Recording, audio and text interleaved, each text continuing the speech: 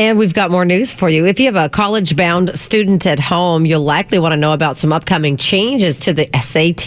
KXL's Brett Recamp talks to an expert about the new test. Harvard grad and the head of C2 education, David Kim, says it will certainly be tougher, but the answers may be a little less confusing. On the new SAT, there will be clearly one right answer and the other three answers will be clearly wrong. So it's a little funny in that the content is more challenging, but the answers you have to select from will be easier. Kim says the new reading portion is designed to focus more on what students should have learned during K through 12 and what will be expected in college. There will be 4 multiple-choice answers instead of 5. The top score for the new test will be 1,200 instead of 1,800, so a good score will be 1,000 or higher. The new SAT debuts next month. Brett Recamp, FM News 101. And we've got more news for you. If you have a college-bound student at home, you'll likely want to know about some upcoming changes to the SAT. KXL's Brett Recamp talks to an expert about the new test. Harvard grad and the head of C2 education, David Kim, says it will certainly be tougher, but the answers may be a little less confusing. On the new SAT, there will be clearly one right answer and the other three answers will be clearly wrong. So it's a little funny in that the content is more challenging, but the answers you have to select from will be easier. Kim says the new reading portion is designed to focus more on what students should have learned during K through 12 and what will be expected in college. There will be 4 multiple-choice answers instead of 5. The top score for the new test will be 1,200 instead of 1,800, so a good score will be 1,000 or higher. The new SAT debuts next month. Brett Recamp, FM News 101. Following is a special presentation of Alpha Media. Welcome to Beyond the Headlines, in-depth interviews on topics of concern here in Portland and the Northwest. And here we go with Beyond the Headlines, a behind-the-scenes look at some of the stories making news in our area during this third full week of February 2016. Hope it's a good one for you. I'm your host, Brett Recamp on FM News 101 this week. If you have a college-bound student or two at home, you'll likely want to know about upcoming changes to the SAT. I spoke with Harvard grad and the head of C2 education, David Kim, who says it will certainly be tougher, but answers maybe a little less confusing. Here's the bulk of my conversation with SAT expert David Kim. Yeah, well, the SAT is changing for the first time in a decade, and there's some major revisions that are going to be happening on this new test that's going to be rolled out on March 5th. Some of the big changes from a public's point of view is that the scoring is changing from a 2,400 back to a 1,600. So before the last change, there were 2 sections of the test, basically math and reading, and then they changed it to a math, reading, and writing with the old SAT. Now they're going back to simply math and reading. So from an optics point of view, that's one of the biggest changes. Some other changes that are occurring, is that there's going to be no penalty for a wrong answer. There used to be a penalty. The number of answer choices is going down from 5 to 4. And probably the 2 other big changes are that calculators, which were once allowed on any part of the math sections of the old SAT, will now not be allowed for a portion of the math section on the new one coming up. And the essay, which was a mandatory part of the old SAT, will now be an optional part of the test on the new one. Those are the superficial changes that are being announced on the test. The more serious changes, I would say, are the content-related changes to the new SAT. There were 2 main criticisms that were lobbied against the test historically. This is even before the old one, and those are that the content on the test is really not related to anything that one really learned in high school. And then number 2, that the test had not been a good indicator of future college success, so that, a student who scored higher on the old SAT didn't necessarily have a better chance of graduating on time or graduating with a high GPA in college, that there was very little correlation between the 2. So, those are kind of, in a nutshell, I would say, kind of the optical changes as well as kind of the deep changes from a content perspective that you'll be seeing on the test. Well, you laid that out pretty well. I mean, based on what you just told me, does that mean it's easier and maybe better? So, there's a lot of controversy around whether this test is going to be easier or harder. It is clear that the reading passages that are selected for the new test are more challenging.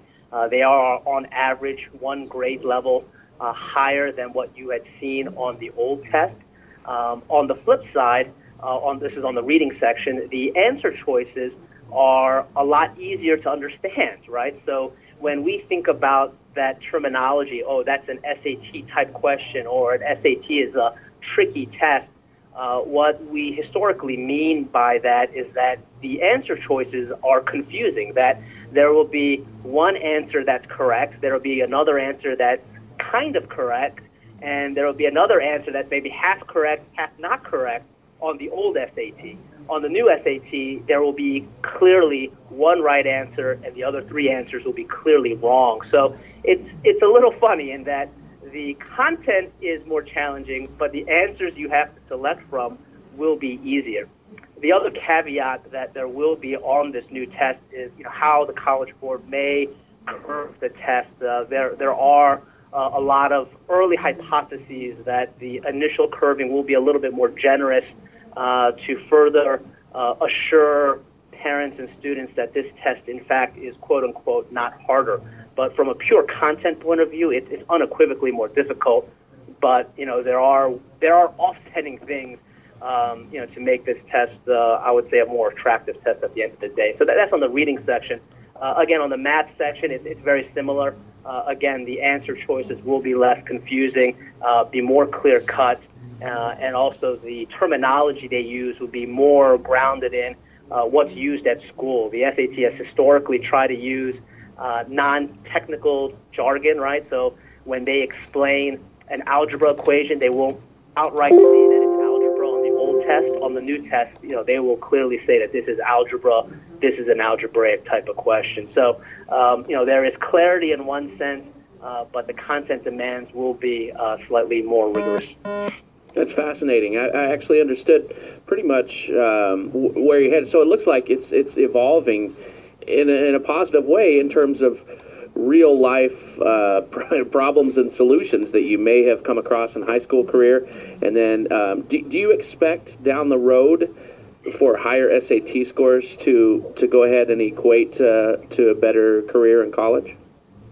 Well, I mean, I'm a big fan, actually, of the new SAT. I mean, I think a lot of students and parents should really think about taking this as their admissions test. The College Board has been lobbying college admissions officers very aggressively on that front as well, really explaining the research and the design behind it. And you do have several college admissions officers from very selective schools standing behind this new SAT as probably being a better indicator. However, only time will really tell. I mean, once we get the score tallies and get to see kind of the longitudinal results, so basically tracking how future incoming freshmen ultimately do, will be the ultimate indicator of how successful the intent of the changes are definitely in a positive direction. Can somebody cram for this SAT and do okay if they're a mid-level type of student and really kind of soar on this? Do you think that's still possible? Yeah, so I would say the old test is probably more